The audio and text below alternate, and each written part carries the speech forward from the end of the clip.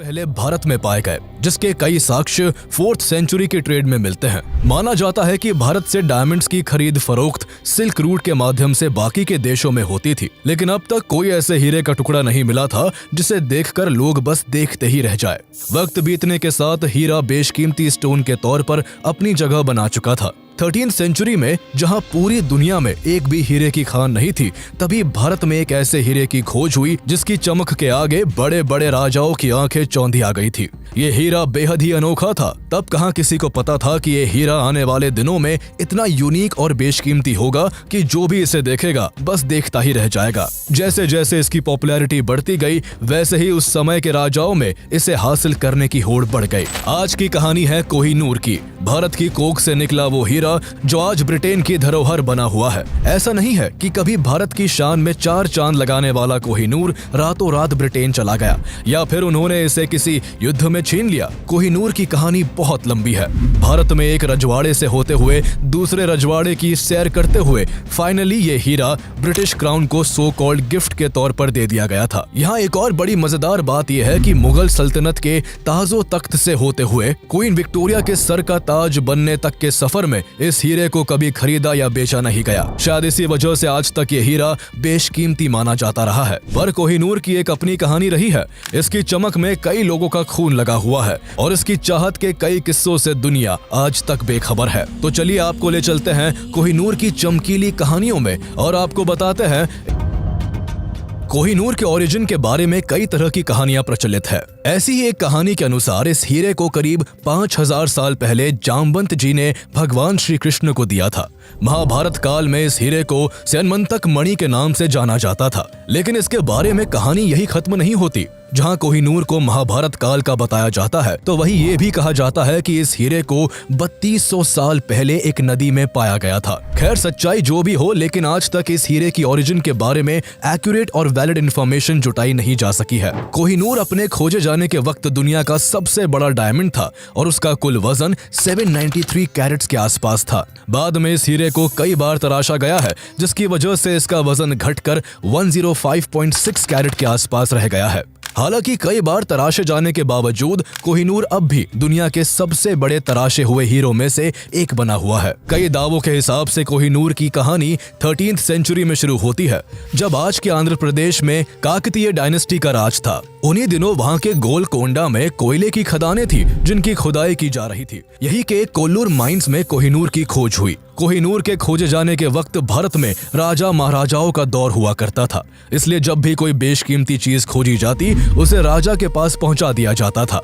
इसी तरह कोहिनूर के मिलते ही उसे काकतीय डायनेस्टी के राजा के पास पहुंचा दिया गया। राजा इसकी सुंदरता और चमक से बेहद प्रभावित हुए और इस हीरे को उन्होंने अपनी कुल देवी भद्रकाली की बाई आंख में लगवा दिया। जल्दी ही इसकी चर्चा पूरे भारत में होने लगी और इसकी खबर दिल्ली सल्तनत के राजा अलाउद्दीन खिलजी के पास भी पहुंची। उन दिनों खिलजी अपने एम्पायर के एक्सपेंशन के बड़े सपने देख रहा था और भारत के दक्षिणी हिस्से में भी अपने राज्य का विस्तार करना चाहता था। कुछ महीनों बाद मलिक काफूर की कमांड में खिलजी की सेना ने काकतीय डायनेस्टी पर हमला कर कोहिनूर को लूट लिया, जिसके बाद कोहिनूर अलाउद्दीन खिलजी के पास आ गया और दिल्ली सल्तनत का हिस्सा बन गया। आगे चलकर खिलजियों को हराकर तुगलकों ने दिल्ली सल्तनत पर अपना कब्जा जमा लिया। तब तक कोहिनूर इतना पॉपुलर हो गया था कि जब भी कोई राजा दूसरे को हराता, वो हारने वाले राजा से कोहिनूर ले लेता। इसी तरह कोहिनूर भी खिलजियों से होकर तुगलकों के पास चला गया। तुगलकों के पास पहुंचने के बाद कोहिनूर फिरोज शाह तुगलक के पास आ पहुंचा। आगे चलकर तुगलकों से होते हुए कोहिनूर मालवा के राजा होशंग शाह के हाथों में आ गया। मालवा का राजा बनने के बाद होशंग शाह अपने पड़ोसी राज्य ग्वालियर को जीतना चाहता था। उस समय ग्वालियर पर तोमर राजा डोंगरेंद्र सिंह शासन कर रहे थे। होशंग शाह ने मौका पाते ही ग्वालियर पर अटैक कर दिया, लेकिन वो डोंगरेंद्र सिंह से बुरी तरह हार गया। अपनी जान बचाने के लिए होशंग शाह ने कोहिनूर समेत अपनी सारी संपत्ति डोंगरेंद्र सिंह को सौंप दी। इस घटना का जिक्र बाबर नामा में भी मिलता है, जो इस हीरे का फर्स्ट डॉक्यूमेंटेड प्रूफ भी है। डोंगरेंद्र सिंह से होते हुए ये हीरा अंतिम तोमर शासक राजा विक्रमादित्य के पास पहुंच गया। उस समय तक दिल्ली सल्तनत की सत्ता इब्राहिम लोधी के हाथों में आ गई थी। इब्राहिम लोधी ने भी कोहिनूर के बड़े चर्चे सुन रखे थे, इसलिए उसने अपने साम्राज्य का विस्तार करने और इस हीरे को पाने के लिए ग्वालियर पर अटैक कर दिया। इस युद्ध में राजा विक्रमादित्य की हार हुई। हार के बाद राजा विक्रमादित्य को कोहिनूर समेत अपनी सारी संपत्ति इब्राहिम लोधी के आगरा किले में रखनी पड़ी। लेकिन इब्राहिम लोधी की जीत की ये खुशी ज्यादा दिनों तक टिक नहीं पाई और केवल 1 साल बाद ही उसे अपनी सत्ता और कोहिनूर दोनों को बाबर के हाथों गंवाना पड़ा। दरअसल उस दौरान बाबर दिल्ली पर राज करने के सपने संजोए 1519 से ही भारत पर कई बार आक्रमण कर चुका था, लेकिन उसे हर बार यहाँ से हार कर लौटना पड़ता था। 1526 में बाबर ने एक बार फिर से भारत पर आक्रमण किया। इस बार उसकी लड़ाई इब्राहिम लोधी के साथ पानीपत में हुई। कई दिनों तक चले इस घमासान युद्ध में इब्राहिम लोधी मारे गए। इस तरह कोहिनूर बाबर के कब्जे में आ गया। पर नामा में इसकी खूब चर्चा की। उसने कोहिनूर की तारीफ करते हुए लिखा कि ये हीरा इतना बेशकीमती है कि इसकी कीमत से पूरी दुनिया को एक दिन का खाना खिलाया जा सकता है। हालांकि बाबर ने बाबरनामा में इस हीरे का नाम कहीं भी कोहिनूर मेंशन नहीं किया था, जिससे ये साफ होता है कि इस हीरे का नाम उस समय तक कोहिनूर नहीं था। बाबर के बाद हुमायूं मुगल डायनेस्टी का अगला राजा बना और सत्ता के साथ कोहिनूर भी उसके पास आ गया। सत्ता मिलने के कुछ साल बाद ही हुमायूं का एम्पायर बिखरने लगा। उसके छोटे भाइयों ने ही उसके खिलाफ विद्रोह कर दिया, जिस कारण उसे अपना एम्पायर अपने भाइयों के बीच बांटना पड़ा। अपने भाइयों से निपटने के बाद उसने अपने एम्पायर को यूनाइट करना स्टार्ट ही किया था कि उस पर अफगान शासक शेरशाह सूरी ने अटैक कर दिया। 2 सालों में दोनों के बीच चौसा और कन्नौज में 2 बैटल लड़ी गई। दोनों ही बार हुमायूं को मुंह की खानी पड़ी और उसे अपना सब कुछ छोड़कर ईरान भागकर राजा तहमास्प के यहाँ शरण लेनी पड़ी। तहमास्प ने उसका स्वागत करते हुए कई सालों तक उसे अपने संरक्षण में रखा। उनके इस व्यवहार से खुश होकर हुमायूं ने कोहिनूर उनको उपहार में सौंप दिया। इस तरह कोहिनूर पहली बार भारत से बाहर ईरान पहुंच गया। ईरान के राजा तहमास्प के पास कोहिनूर लगभग 3 सालों तक रहा। इसके बाद कोहिनूर एक बार फिर से भारत लौट आया। जहां अब तक कई राजाओं ने कोहिनूर को हथियाने के लिए हजारों लाशें बिछा दी थी, तो वही राजा तहमास्प की इसमें कोई खास दिलचस्पी नहीं थी। इसलिए उन्होंने इसे अहमदनगर के राजा और अपने गहरे दोस्त निजाम शाह को गिफ्ट कर दिया, जो कोहिनूर के दीवाने थे। भारत आने के बाद कोहिनूर कुछ सालों तक निजाम शाह के पास रहा और फिर उनसे होते हुए गोलकुंडा के राजा कुतुब शाह के पास पहुंच गया। साल 1656 में ये हीरा किसी तरह चलते उसने पीकॉक थ्रोन बनवाना शुरू किया। कहा जाता है कि इस पीकॉक थ्रोन को बनवाने में शाहजहां ने ताजमहल से भी 2 गुना खर्चा किया था। उसने सिंहासन में कई तरह के डायमंड, गोल्ड और बेशकीमती स्टोन्स लगवाए और कोहिनूर को इस थ्रोन के सबसे ऊपरी हिस्से में जगह दी। लेकिन उस सिंहासन पर शाहजहां ज्यादा वक्त तक नहीं बैठ पाया और आगे चलकर उसके ही बेटे औरंगजेब ने उसे अरेस्ट करवा कर जेल में डलवा दिया। औरंगजेब ने अपने पिता की सत्ता हथियाने के साथ साथ कोहिनूर को भी हड़प लिया। औरंगजेब कोहिनूर को देखने के बाद इससे बहुत आकर्षित हुआ और उसने इसे और भी अट्रैक्टिव बनाने के लिए एक मशहूर जौहरी को इसे तराशने का काम सौंप दिया। लेकिन तराशने के दौरान कोहिनूर का काफी हिस्सा टूट गया, जिससे ये 793 कैरेट की जगह महज 186 कैरेट का रह गया। औरंगजेब को जब इसकी खबर लगी तो वो बहुत गुस्सा हुआ और उसने उस जौहरी पर भारी भरकम जुर्माना लगाकर इसे अपने खजाने में रखवा दिया। जहाँ कोहिनूर अपनी चमक के लिए मशहूर था, तो वही इसके बारे में ये भी कहा जाता है कि इस हीरे को जिसने भी अपने पास रखा, उसने शुरुआत में हर जगह जीत का परचम लहराया, लेकिन बीतते समय के साथ ये हीरा ही उसकी बर्बादी का कारण बना। आने वाले सालों में लोगों ने इसे सच होते हुए भी देखा। खोजे जाने के बाद से ये हीरा जिस भी राजा के पास गया, उसका एम्पायर बहुत तेजी के साथ बिखर कर बर्बाद हो गया।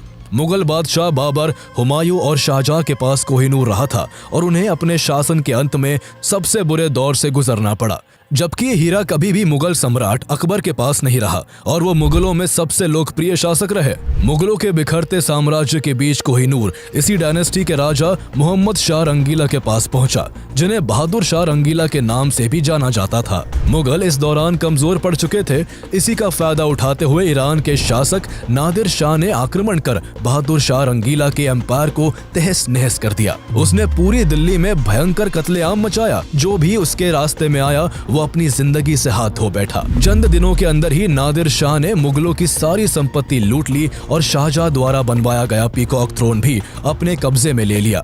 लेकिन अब तक उसे वो कोहिनूर नहीं मिला था जिसकी चमक के चर्चे उसने सुन रखे थे। दरअसल कोहिनूर उसके हाथ अभी तक इसलिए नहीं लगा था क्योंकि बहादुर शाह रंगीला उसे अपनी पगड़ी में छुपा कर रखता था। नादिर शाह को जब इस बात की खबर लगी तो उसने इसे हासिल करने के जैसे ही बहादुर शाह ने अपनी पगड़ी निकाली, हीरा जमीन पर गिर पड़ा। जमीन पर गिरते ही उसकी रोशनी चारों तरफ फैल गई। इसे देखकर नादिर शाह अचंभे में पड़ गया और उसके मुंह से कोहिनूर शब्द निकल पड़ा, जिसका मतलब था माउंटेन ऑफ लाइट। तब से ही ये हीरा कोहिनूर के नाम से जाना जाने लगा।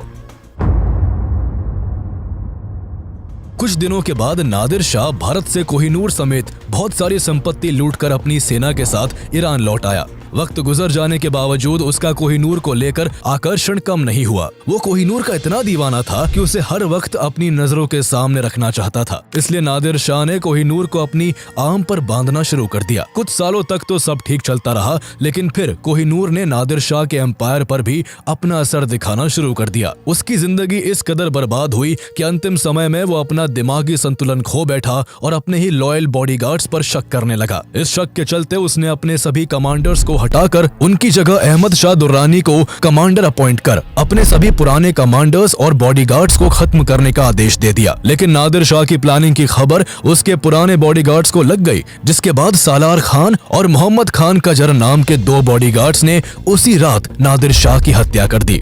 आगे चलकर नादिर शाह के फाइनेंशियल ऑफिसर मोहम्मद काजिम मारवी ने अलम अराय नादरी नाम से एक किताब लिखी, जिसमें इस हीरे का नाम कोहिनूर मेंशन किया गया था, जो इस हीरे का कोहिनूर नाम होने का फर्स्ट वैलिड सोर्स है। नादिर शाह की मौत के बाद उसके एम्पायर पर अहमद शाह दुर्रानी का कब्जा हो गया और वो कोहिनूर को ईरान से अफगानिस्तान ले गया। इस तरह कोहिनूर भारत से ईरान और फिर अफगानिस्तान पहुंच गया। इसके बाद अफगानिस्तान में ही अहमद शाह दुर्रानी के ही वंशज शाह शुजा दुर्रानी के पास कोहिनूर आ गया। बदलते वक्त के साथ राज सिंहासन बदल जाते, कोहिनूर पर मालिकाना हक रखने वाले राजा बदल जाते, लेकिन एक चीज जो नहीं बदलती थी तो वो थी कोहिनूर की चमक और उसको लेकर लोगों का आकर्षण। एक बार शाह शुजा की पत्नी वफा बेगम से किसी ने कोहिनूर की प्राइस प्रेडिक्शन करने का कहा। बेगम ने इसका जवाब देते हुए कहा कि अगर 4 ताकतवर पहलवानों से चारों दिशाओं में एक एक पत्थर फेंकवाया जाए और एक पत्थर आकाश की ओर उछाल दिया जाए, इसके बाद 5 पत्थरों ने जितना डिस्टेंस तय किया उस डिस्टेंस को अगर गोल्ड से भर दिया जाए तो भी उस पूरे सोने की कीमत कोहिनूर जितनी नहीं हो सकती।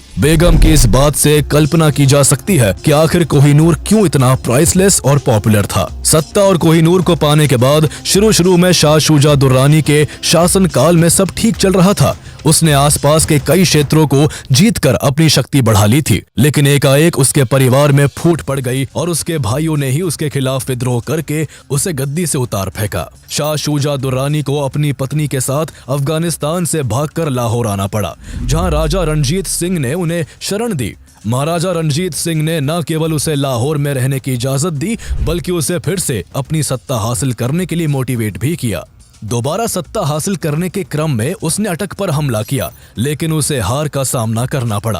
अटक के शासक जहानदाद खान ने उसे अरेस्ट कर लिया और श्रीनगर की जेल में बंद कर दिया। जैसे ही इसकी खबर महाराजा रणजीत सिंह को लगी, उन्होंने अपने कमांडर मुहक्कम चंद को उसे छुड़वाने के लिए कश्मीर भेजा, जिसके बाद मुहक्कम चंद उसे रिहा करवा कर लाहौर ले आए। महाराजा रणजीत सिंह द्वारा अपने हस्बैंड की जान बचाने से वफा बेगम बहुत खुश हुई और उन्होंने कोहिनूर महाराजा रणजीत सिंह को गिफ्ट के तौर पर दे दिया।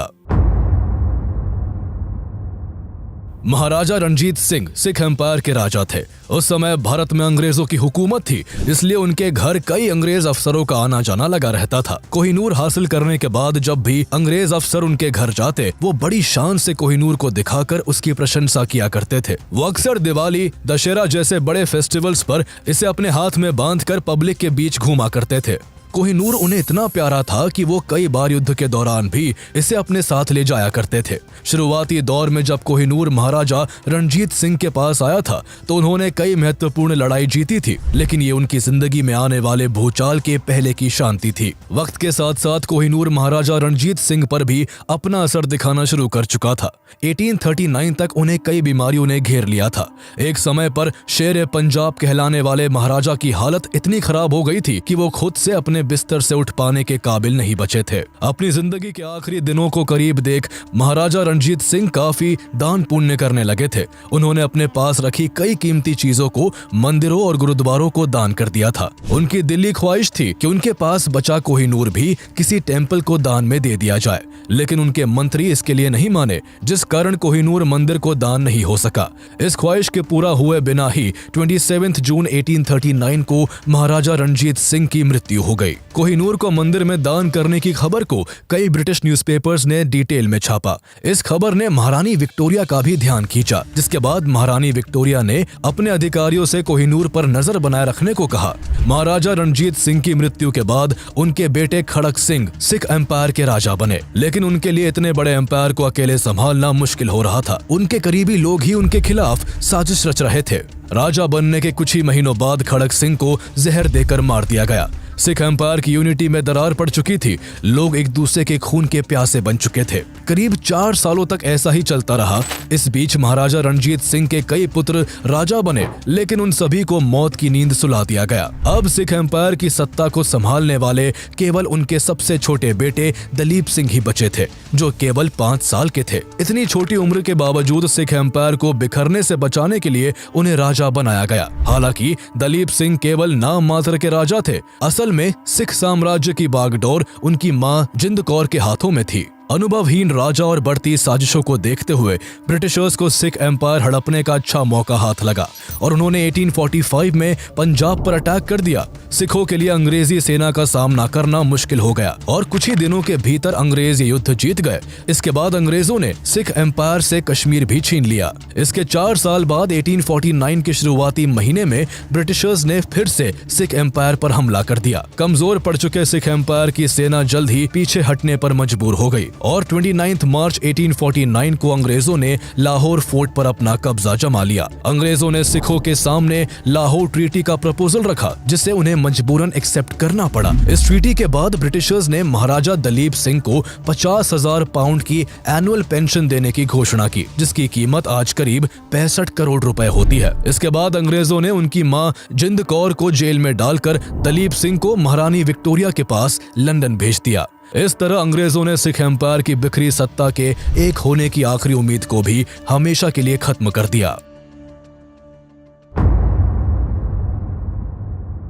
सिख एम्पायर को हड़पने के बाद governor general Lord Dalhousie Kohinoor को लेने खुद लाहौर फोर्ट आए थे। यहाँ से कोहिनूर को हासिल करने के बाद उन्होंने इसे 6 अप्रैल 1850 को एक शिप से महारानी विक्टोरिया के पास ब्रिटेन भेज दिया। कोहिनूर को ब्रिटेन ले जाने वाली शिप को रास्ते में कई मुश्किलों का सामना करना पड़ा था। जब शिप बीच समुद्र में था, उसी समय एक तेज तूफान के कारण जहाज एकदम डूबने के करीब पहुंच गया था। किसी तरह करीब 3 महीने बाद शिप पड़ी। कहा तो यहाँ तक गया कि लंदन में इससे पहले इतनी भीड़ कभी नहीं देखी गई थी, लेकिन जब वहाँ की जनता ने कोहिनूर को देखा तो उन्हें ये बिल्कुल भी पसंद नहीं आया। जैसे ही लोगों के रिएक्शन की खबर महारानी विक्टोरिया के पास पहुंची तो उन्हें काफी बुरा लगा। उन्होंने कोहिनूर को और ज्यादा अट्रैक्टिव बनाने के लिए इसे यूरोपियन स्टाइल में तराशने के आदेश दिए। वो चाहती थी कि इसे ऐसी शेप दी जाए कि इसे उनके ताज में आसानी से फिट किया जा सके। करीब 38 दिनों के बाद इसे तराश कर महारानी विक्टोरिया के ताज में लगा दिया गया। फिर से तराशने के बाद ये हीरा करीब 105 कैरेट के आसपास ही रह गया था। कोहिनूर को अपने ताज में लगवाने के बाद महारानी विक्टोरिया ने इसे अपनी अंतिम सांस तक पहना। उनकी मौत के बाद भी इसे किसी भी राजा के बजाय केवल महारानियों को ही पहनाया गया। जिस तरह का बिलीफ इसको लेकर क्रिएट हुआ था, उसको कहीं ना कहीं अंग्रेज भी मानते थे। बिलीफ के हिसाब से कोहिनूर को जो भी आदमी अपने पास रखता उसका नुकसान ही होता, लेकिन कोहिनूर के कर्ज का किसी औरत पर कोई प्रभाव नहीं होता। इसलिए पीढ़ी दर पीढ़ी इसे ब्रिटेन की महारानियों ने इस्तेमाल किया और बाद में ये ब्रिटेन की धरोहर बनकर रह गया। लंबे समय से ब्रिटिश राजघराने में रानियों की शोभा बढ़ाते हुए ये कोहिनूर अब भारत की पहुंच से काफी दूर चला गया था। पर फिर 1947 में जब भारत आजाद हुआ, तब भारत समेत कई अन्य देश भी कोहिनूर पर अपना क्लेम जताते हुए ब्रिटेन से इसकी डिमांड करने लगे। कोहिनूर अलग अलग समय पर कई कंट्रीज के अलग अलग राजाओं के पास रहा था, इसलिए ऐसे सभी देशों का मानना था कि कोहिनूर पर उनका हक है। कई कंट्रीज द्वारा क्लेम आने के बाद ब्रिटेन ने कोहिनूर को इनमें से किसी को भी देने से इनकार कर दिया। अब तक कोहिनूर पर इंडिया, पाकिस्तान, अफगानिस्तान और ईरान अपना क्लेम कर चुके हैं। भारत सरकार इसे ब्रिटेन से इंडिया भेजने की कई बार रिक्वेस्ट कर चुकी है, लेकिन ब्रिटेन हर बार इसे लौटाने में आनाकानी करता रहा है। भारत ने आजादी के तुरंत बाद 1947 और 1953 में इस पर अपना क्लेम किया था, लेकिन ब्रिटिश गवर्नमेंट ने इसे नॉन नेगोशिएबल बताकर भारत को सौंपने से साफ इनकार कर दिया था। लेकिन फिर भी इंडियन गवर्नमेंट ने इसे पाने की आस नहीं छोड़ी और साल 2000 में भारत के कई एमपीज ने एक साइन डॉक्यूमेंट ब्रिटेन को भेजकर कोहिनूर को वापस भारत को लौटाने की मांग की, लेकिन हर बार की तरह इस बार भी भारत को निराशा ही हाथ लगी। ब्रिटेन ने ये कहते हुए भारत की इस मांग को ठुकरा